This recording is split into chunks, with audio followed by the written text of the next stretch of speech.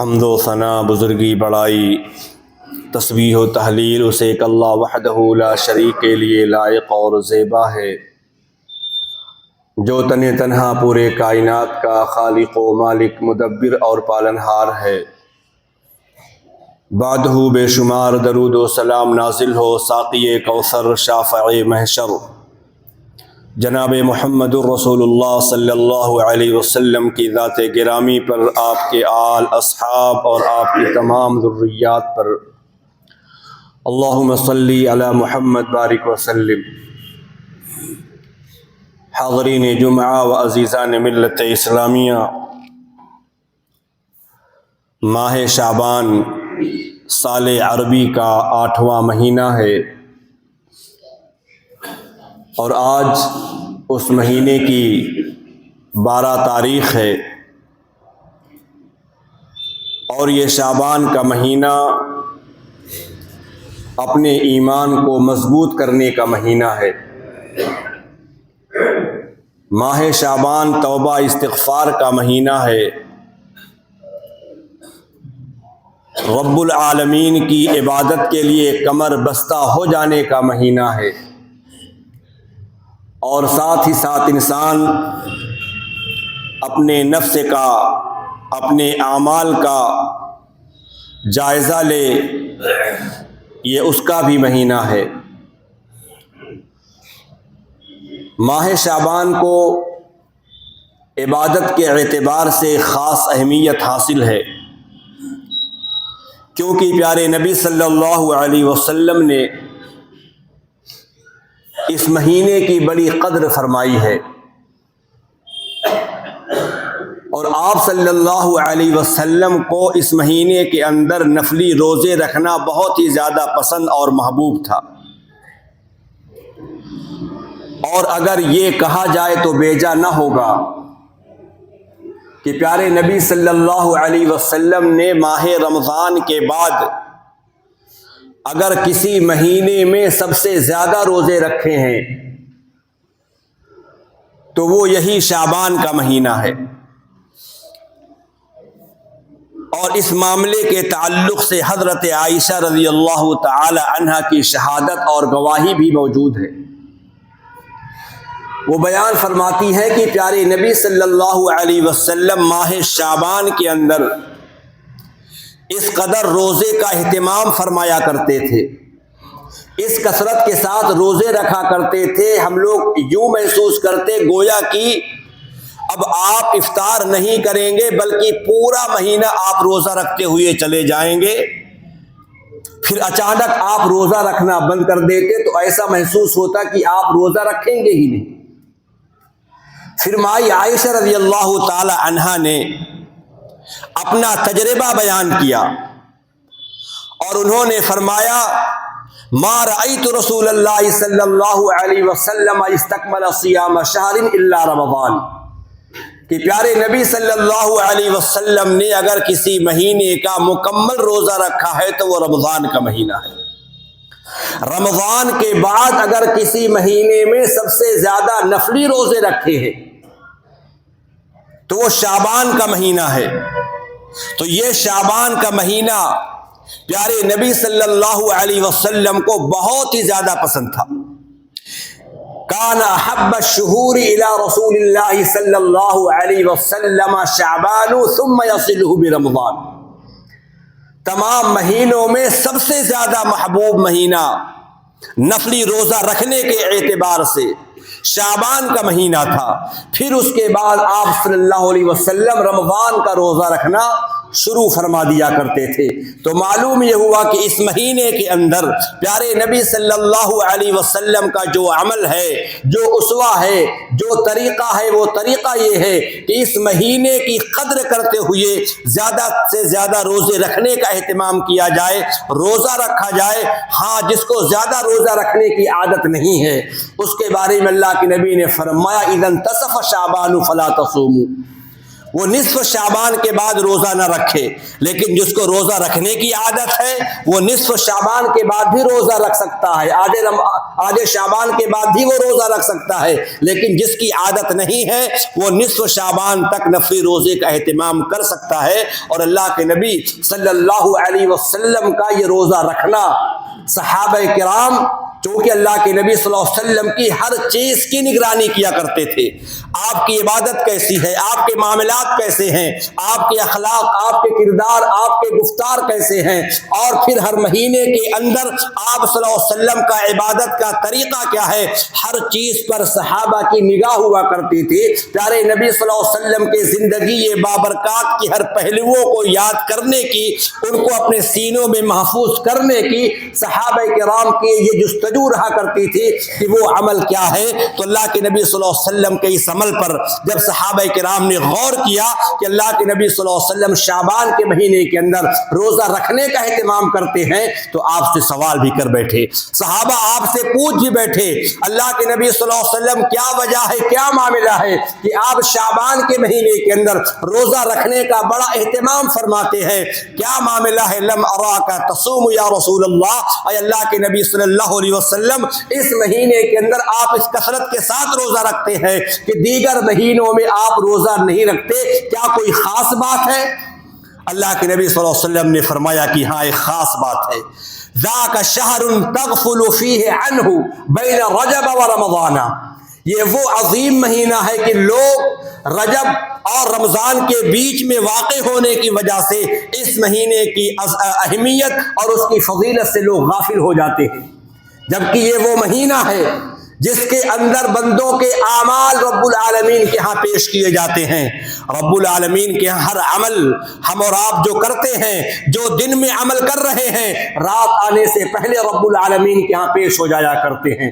ہفتے میں جو ہم اور آپ عمل کیا کرتے ہیں تو ہفتے کا بھی ایک ریکارڈ ہوتا ہے، دوشنبہ اور جمعرات کے دن بندوں کی نیکیاں، بندوں کے اعمال رب العالمین کے ہاں پیش کیے جاتے ہیں۔ یہ تو دن کی بات ہو گئی، یہ ہفتے کی بات ہو گئی، اور پھر سال میں ایک مرتبہ سالانہ ریکارڈ رب العالمین کے ہاں پیش کیا جاتا ہے، اور وہ شعبان کا مہینہ ہے۔ تو پیارے مصطفیٰ نے فرمایا احب ان یرفع عملی وانا صائم، یہ وہ مہینہ ہے جس مہینے کے اندر سالانہ اعمال بندوں کے رب العالمین کے ہاں پیش کیے جاتے ہیں۔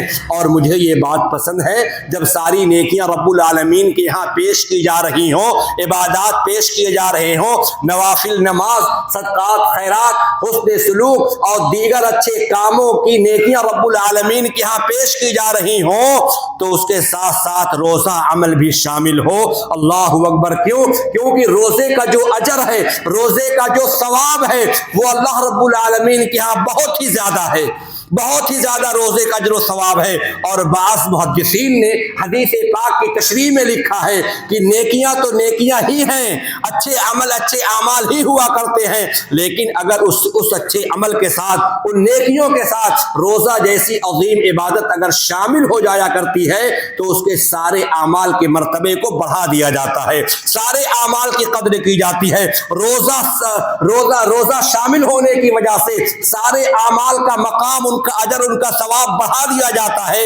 اسی لیے اللہ کے نبی صلی اللہ علیہ وسلم کی یہ عادت شریفہ تھی کہ آپ جمعرات کو بھی روزہ رکھا کرتے تھے، آپ دوشنبہ کو بھی روزہ رکھا کرتے تھے، شعبان کے مہینے میں بھی آپ روزہ رکھا کرتے تھے۔ رب العالمین کے ہاں نیکیاں پیش کی جا رہی ہوں، عبادات پیش کیے جا رہے ہوں، صدقات، خیرات پیش کیے جا رہے ہوں، ان تمام تر نیکیوں کے ساتھ روزہ بھی شامل ہو، روزہ جیسی اہم عبادت رب العالمین کے ہاں پیش کی جائیں۔ مجھے یہ بات پسند ہے۔ یہ ہے پیارے نبی صلی اللہ علیہ وسلم کا وہ عمل، وہ طریقہ جس کو پیارے مصطفیٰ نے شعبان کے مہینے کے اندر انجام دیا ہے۔ ہمیں اور آپ کو چاہیے رسول کائنات صلی اللہ علیہ وسلم کی اتباع کرتے ہوئے، آپ کی پیروی کرتے ہوئے ہمیں روزہ رکھنے کا اہتمام کرنا چاہیے، کیونکہ ہمارے نبی کریم صلی اللہ علیہ وسلم نے اس مہینے کی قدر کی ہے اور اس مہینے کے اندر زیادہ سے زیادہ روزہ رکھا ہے۔ لیکن آج ہم ہم اور آپ روزہ جیسے اہم عبادت سے غافل ہیں،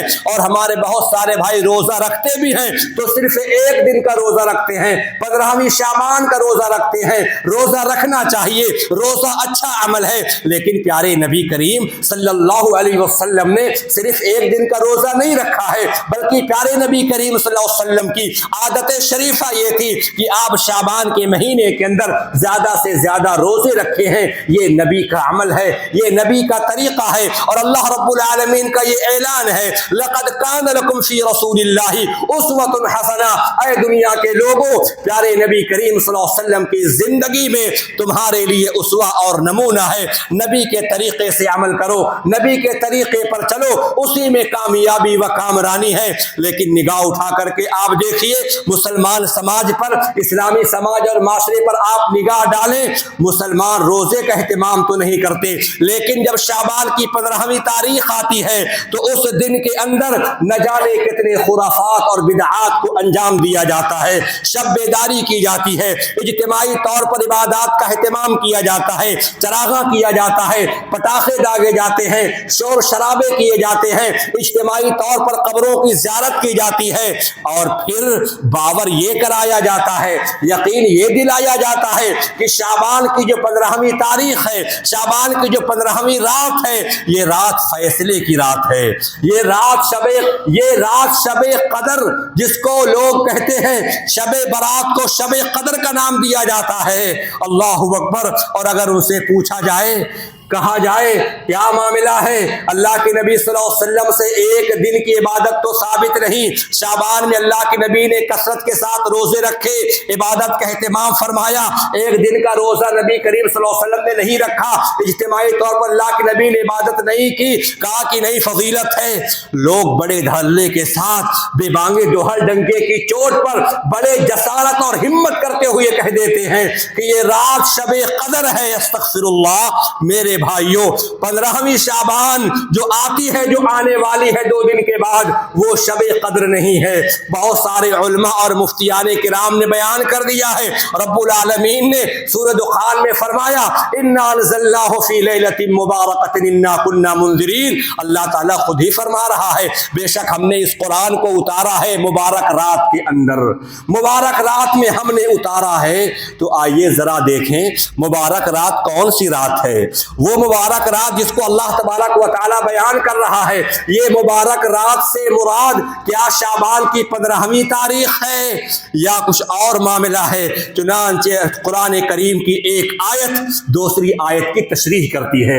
اگر آپ قرآن کریم کو ذرا پڑھیں اور گہرائی سے پڑھیں، آپ اس کا ترجمہ دیکھیں گے، وہی واقعہ آپ کو پہلے پارے میں ملے گا، اور پھر آپ جائیں گے اور دیگر پاروں کے اندر وہی واقعہ آپ کو وہاں پر بھی ملتا ہے۔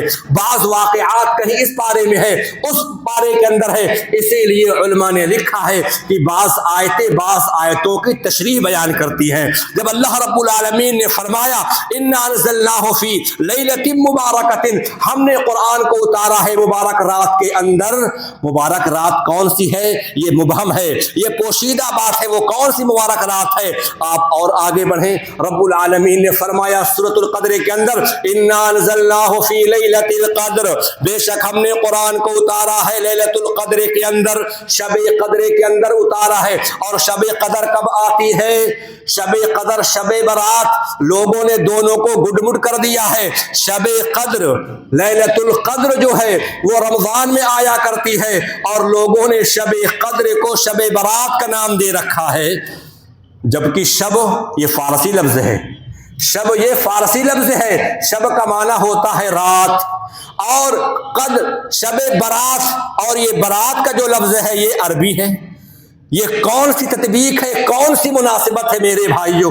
یہ کوئی جوڑ نہیں، شب برات، شب یہ فارسی لفظ ہے اور برات یہ عربی لفظ ہے، دونوں کا کوئی جوڑ نہیں، دونوں میں کوئی مناسبت نہیں ہے، لوگوں نے اس کو بعد میں بنایا ہوا ہے۔ تو آئیے ذرا ہم دیکھتے ہیں رب العالمین نے کیا فرمایا، انا انزلناہ فی لیلۃ القدر، بے شک ہم نے قرآن کو اتارا ہے لیلۃ القدر میں، شب قدر میں، شب برات میں نہیں کہا۔ پھر شب قدر کب آتی ہے؟ ہے, لیلۃ القدر کب آتی ہے, اور بڑے واضح انداز میں رب العالمین نے فرمایا شہر رمضان الذی انزل فیہ القرآن, یہ قرآن کا جو نازل ہونے کا مہینہ ہے, قرآن کے جو اترنے کا جو مہینہ ہے, وہ شعبان کا مہینہ نہیں ہے بلکہ وہ رمضان کا مہینہ ہے. قرآن خود اپنا تعارف پیش کر رہا ہے, شہر رمضان الذی انزل فیہ القرآن, رمضان ہی کا وہ مہینہ ہے جس کے اندر قرآن کو اتارا گیا ہے. لہذا یہ عقیدہ رکھنا, لوگوں کو یہ بتانا کہ قرآن شعبان میں اتارا گیا ہے,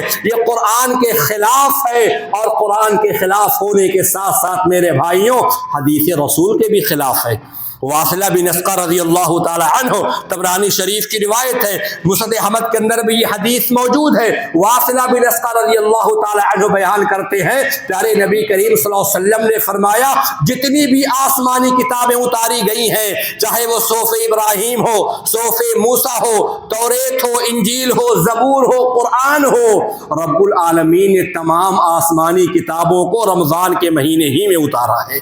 رمضان کا مہینہ بڑا بابرکت ہے, عظمتوں والا وہ مہینہ ہے, فیوز و برکات کا وہ مہینہ ہے.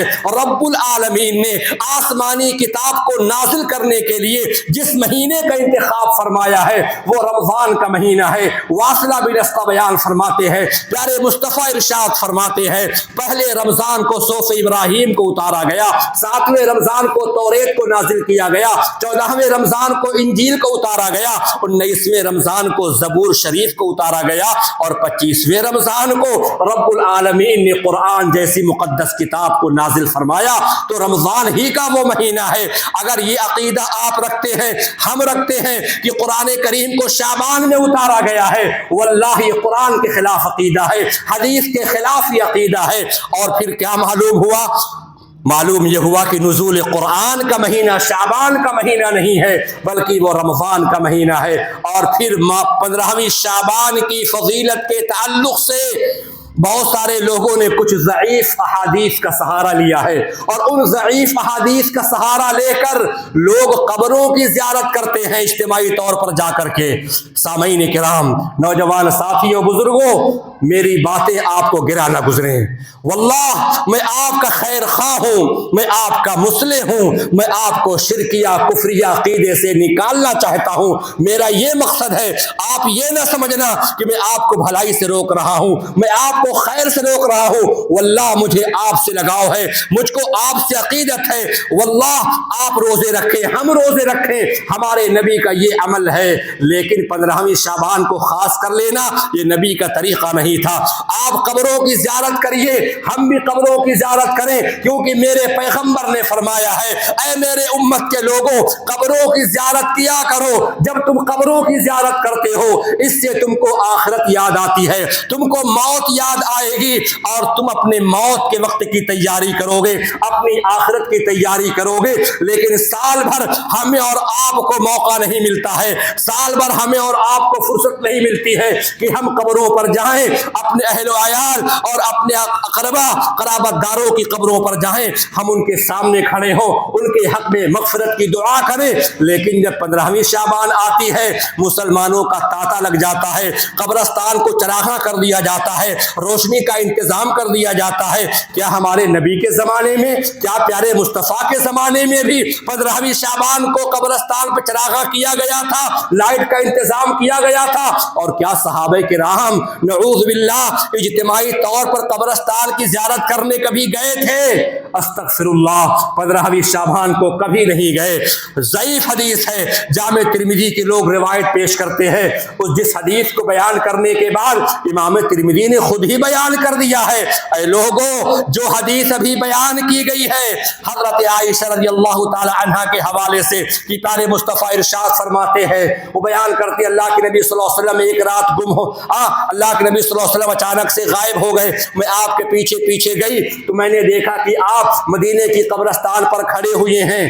چنانچہ اللہ کے نبی نے کہا عائشہ کیا تمہیں اس بات کا ڈر ہے کہ میں تمہارے حق میں خیانت کر دوں گا, یعنی باری تمہاری ہے, میں کہیں اور چلا جاؤں گا؟ کہا اللہ کے رسول ایسی کوئی بات نہیں ہے. پھر کیا معاملہ ہے؟ کہا بس ایسی آپ کو دیکھنے آئے۔ اللہ کے نبی صلی اللہ علیہ وسلم نے فرمایا، اس کے بعد یہ روایت پیش کی جاتی ہے کہ اے عائشہ، آج شعبان کی 15ویں رات ہے اور اس رات میں اللہ تبارک و تعالی بنو کلب کی بکریوں کے بالوں کے تعداد کے برابر لوگوں کو معاف کرتا ہے۔ یہ حدیث آپ نے سنی ہوگی، آپ نے پڑھی ہوگی، لیکن یہ حدیث پاک جامع ترمذی شریف جو حدیث کی مشہور کتاب ہے، اور اس حدیث کے لکھنے والے امام ترمذی رحمۃ اللہ علیہ نے اس حدیث کو بیان کرنے کے بعد آگے کچھ اور لکھ رہے ہیں۔ وہ کیا بیان کرتے ہیں؟ حدیث عائشہ لا نعرفہ الا من هذا الوجہ، حدیث عائشہ ایک ہی سند سے آ رہی ہے جس سند کے اندر حجاج بن ارطاط ہے، یضاعف هذا الحدیث، اور اس حدیث کو امام بخاری رحمۃ اللہ علیہ اور دیگر محدثین نے ضعیف قرار دیا ہے۔ 15ویں شعبان کا ذکر نہیں ہے، اور جو روایتیں صحیح ہیں اس میں کوئی شک نہیں میرے بھائیوں کہ پیارے نبی کریم صلی اللہ علیہ وسلم مدینے کی قبرستان جایا کرتے تھے۔ آپ مدینے کی قبرستان کی زیارت کیا کرتے تھے، ان کے حق میں آپ مغفرت کی دعائیں کیا کرتے تھے۔ صحیح مسلم شریف کی روایت ہے، مائی عائشہ کا بیان ہے جو صحیح روایت ہے، اور صحیح روایت کے اندر 15ویں شعبان کا ذکر نہیں ہے۔ مائی عائشہ بیان فرماتی ہیں اللہ کے نبی صلی اللہ علیہ وسلم گھر میں داخل ہوئے اور آپ کو ایسا محسوس ہوا کہ میں سو چکی ہوں۔ آپ صلی اللہ علیہ وسلم نے اپنے اس چادر کو، جو چادر آپ اوڑھے ہوئے تھے، آپ اس کو اتارتے ہیں، اپنے نعلین مبارک کو آپ صلی اللہ علیہ وسلم اتارتے ہیں، اپنے چادر کو بچھا کر کے آپ لیٹ جاتے ہیں، آرام فرما ہو جاتے ہیں۔ ابھی کچھ وقت گزرتا ہے، پیارے مصطفیٰ صلی اللہ علیہ وسلم اٹھ کر کے بیٹھ گئے۔ مائی عائشہ کہتی ہے میں بیدار تھی، میں نے دیکھا اللہ کے نبی صلی اللہ علیہ وسلم اٹھے، اپنے چادر کو اپنے جسم طاہر پر ڈالا، اپنے جوتوں کو آپ نے پہنا، اور بڑے آہستہ سے آپ نے دروازے کو کھولا اور آہستہ سے بند کر کے آپ چلے گئے۔ مجھ کو حیرت ہوئی کیا معاملہ ہے؟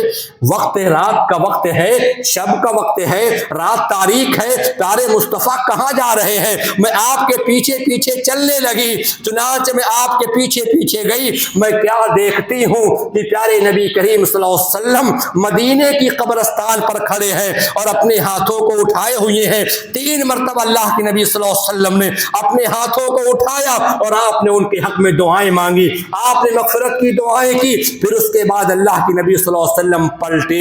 مائی عائشہ کہتی ہے میں بھی پلٹی، نبی کریم صلی اللہ علیہ وسلم تیزی کے ساتھ چلے، میں بھی تیزی کے ساتھ چلنے لگی۔ اللہ کے نبی صلی اللہ علیہ وسلم ہلکے ہلکے دوڑنے لگے، میں بھی ہلکا ہلکا دوڑنے لگی۔ اللہ کے رسول تیزی کے ساتھ بھاگے، میں بھی تیزی کے ساتھ بھاگی، یہاں تک کہ آپ سے پہلے میں گھر میں داخل ہوئی، دروازے کو بھیڑ کر کے میں لیٹ گئی۔ پیارے مصطفیٰ آئے، میری سانس پھول رہی تھی۔ اللہ کے نبی نے کہا اے عائشہ کیا معاملہ ہے، سانس کیوں پھولی ہوئی ہے، تیزی کے ساتھ سانس کیوں لے رہی ہو؟ کہا کوئی بات نہیں۔ اللہ کے نبی نے فرمایا عائشہ تم بتاتی ہو یا اللہ مجھے خبر دے دے؟ اللہ اکبر۔ مائی عائشہ اٹھ کر کے بیٹھ گئیں اور کہا فدا کا ابی انت و امی یا رسول اللہ، اے اللہ کے نبی آپ پر میرے ماں باپ قربان جائیں، اگر آپ کو ہم نہ بتائیں گے تب بھی اللہ آپ کو باخبر کر دے گا۔ معاملہ یہ ہے کہ آپ چپکے سے اٹھے تھے، رازداری کے ساتھ گئے تھے، آہستہ سے دروازے کو آپ بند کرتے ہیں، مجھے فکر دامن گیر ہوئی رسول اللہ کہاں جا رہے ہیں؟ اللہ کے نبی نے فرمایا عائشہ یہی تو میں بھی سوچ رہا تھا کہ میرے آگے آگے سایہ کس کا جا رہا ہے، تو وہ تم تھی عائشہ؟ کہا کہ ہاں میں تھی اللہ کے نبی۔ اب اللہ کے نبی صلی اللہ علیہ وسلم نے فرمایا اے عائشہ میں آیا تو تم سو چکی تھی، ابھی کچھ دیر گزرے تھے، جبریل امین کی آمد ہوئی، دروازے پر دستک دی، لیکن تم نے اپنے کچھ اضافی لباس کو، اپنے دوپٹے کو اتار رکھا تھا۔ جبریل امین کو حیا آئی کہ وہ اندر آئیں، باہر سے مجھ کو آواز دی یا نبی اللہ، اللہ کا پیغام آپ کے لیے ہے۔ میں اٹھ کر کے بیٹھ گیا اور میں نے سوچا کہ تم سو رہی ہو، تم کو بیدار کرنا مناسب نہیں سمجھا، میں چپکے سے باہر گیا۔ جبریل امین نے آ کر کے خبر دی ان ربک یامرک ان فتستغفر لهم، آپ کے رب نے آپ کو حکم دیا ہے اے نبی آپ اٹھیے، آپ مدینے کی قبرستان جائیے، آپ ان کے حق میں مغفرت کی دعا کریے۔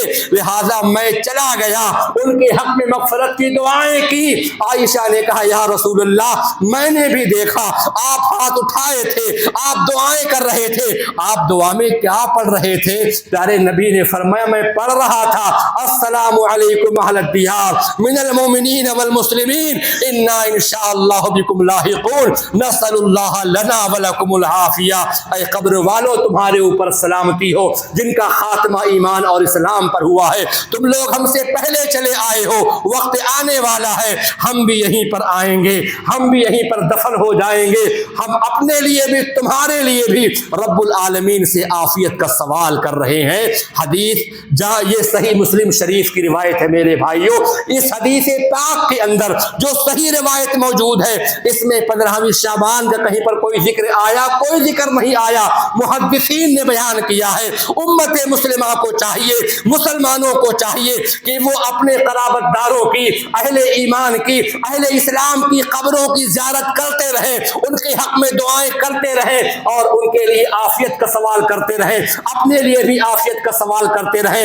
اس میں دن کی تخصیص ہے؟ تخصیص نہیں ہے کہ سال میں ایک مرتبہ ہم اپنے مردوں کو یاد کریں اور پورے سال ان کو ہم بھلا بیٹھیں. میرے بھائیوں نبی کا طریقہ نہیں تھا, صحابہ کا طریقہ نہیں تھا. ہمیں قبروں کی زیارت کرنا چاہیے اور پھر اس کے لیے وقت کو خاص نہیں کرنا چاہیے. 15ویں شعبان آئے تب چلے جائیں گے, نماز عید کے بعد چلے جائیں گے, نماز بقرعید کے بعد چلے جائیں گے. جیسا کہ دیکھا جاتا ہے ہمارے بہت سارے مسلمان کلمہ پڑھنے والے, کتاب و سنت کے ماننے والے نماز عید کے بعد چلے گئے, نماز بقرعید کے بعد چلے گئے. انہوں نے دن کو, تاریخ کو خاص کر لیا ہے. اور میرے بھائیوں صحابی کا, نبی کا عمل یہ بتاتا ہے جب بھی قبرستان کے پاس سے گزرو اپنے عزیز داروں, اپنے قرابت داروں, اپنے والدین کی قبر پر کھڑے ہو جاؤ, ان کے لیے عافیت مانگو, رب العالمین سے توبہ استغفار کرو. یہ نبی کا طریقہ ہے, صحابہ کا طریقہ ہے. لہذا اس ضعیف حدیث کا سہارا لے کر کے لوگوں نے قبروں کی زیارت کو بھی ایک دن کے لیے خاص کر دیا ہے جو نبی کا عمل نہیں تھا. اور ساتھ ساتھ میرے بھائیوں اسی مہینے کے اندر مسلمانوں کا یہ بھی عقیدہ ہے, مومنوں کا یہ بھی عقیدہ ہے, روحوں کا روحوں سے ملن ہو جاتا ہے. روحیں جن کی وفات شب قدر, شب برات یعنی 15ویں شعبان سے پہلے ہو گیا ہے, ان کی روحیں نعوذ باللہ بھٹکتی رہتی ہیں. کن کا عقیدہ ہے؟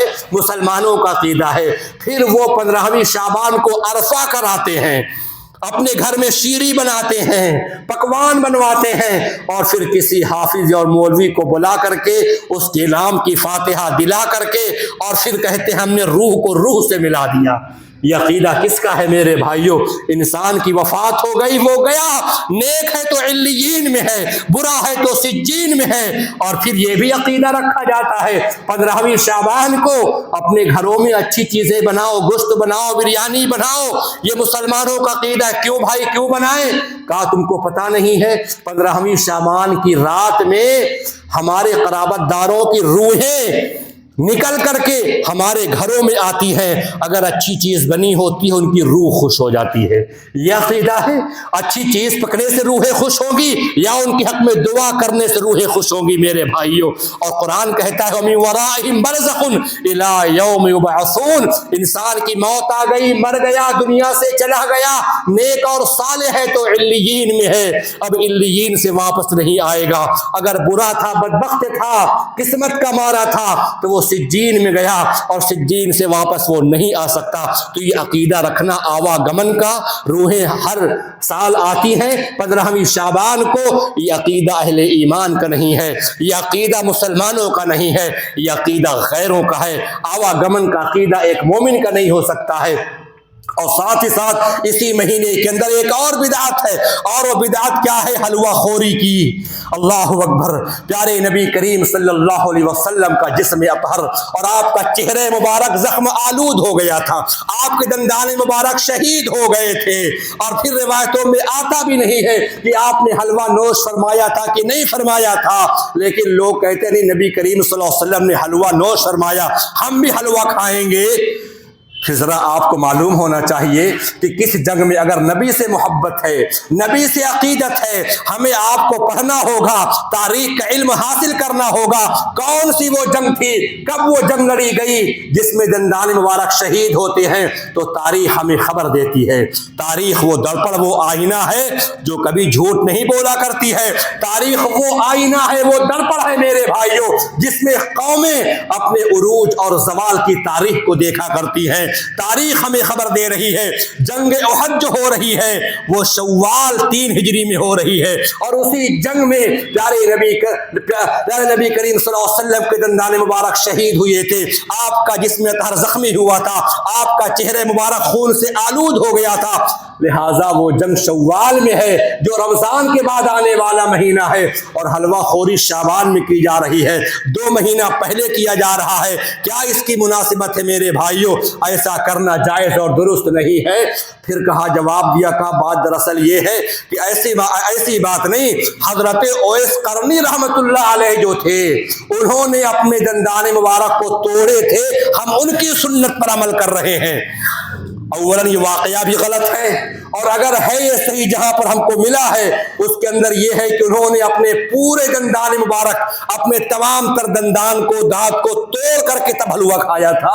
تو حلوہ یہاں دانت تو نہیں توڑے جاتے ہیں، یہاں اپنے دانتوں کو نہیں خون آلود کیا جاتا ہے، بس ایک پر عمل کیا جاتا ہے، حلوہ کے کھانے پر میٹھا میٹھا ہڑپ کر جائیں گے، کڑوا کڑوا تھو کر دیں گے۔ تو عزیز ساتھیوں، یہ ساری چیزیں اسلام کے عبادات اور شعائر اسلام کے خلاف ہیں، ہمیں اور آپ کو اس سے پرہیز کرنا چاہیے، اس سے بچنا چاہیے۔ کل ملا کر کے آخری بات یہ ہے میرے بھائیوں، ایک جملے کے اندر ہم بیان کر دیں، یہ شیعہ اور روافض کی چال ہے، انہوں نے سادہ لوح مسلمانوں کو اپنے دام فریب میں لیا، کیونکہ شیعوں کا عقیدہ یہ ہے 15ویں شعبان کی جو رات ہے ہمارے 12ویں امام غائب حسن عسکری ان کی پیدائش کا دن ہے، اور ان کی پیدائش کا وہ جشن مناتے ہیں، اور ان کے نام پہ وہ چٹھیاں لکھتے ہیں، خط لکھتے ہیں، اور اس وقت جو قرآن موجود ہے وہ لوگ اس سے براءت کا اعلان کرتے ہیں، کیونکہ شب برات لفظ ہے نا،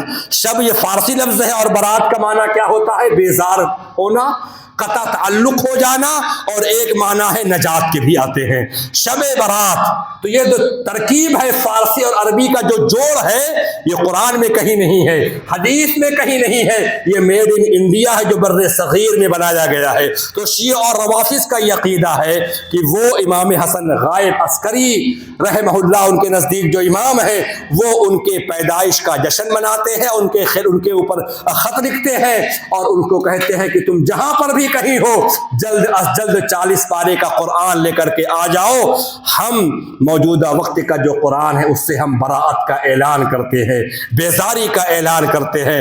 تو عزیز ساتھیوں، اس مہینے کے حوالے سے ہمارے نبی کریم، پیارے نبی کریم صلی اللہ علیہ وسلم کا جو عمل تھا وہ روزہ رکھنا تھا۔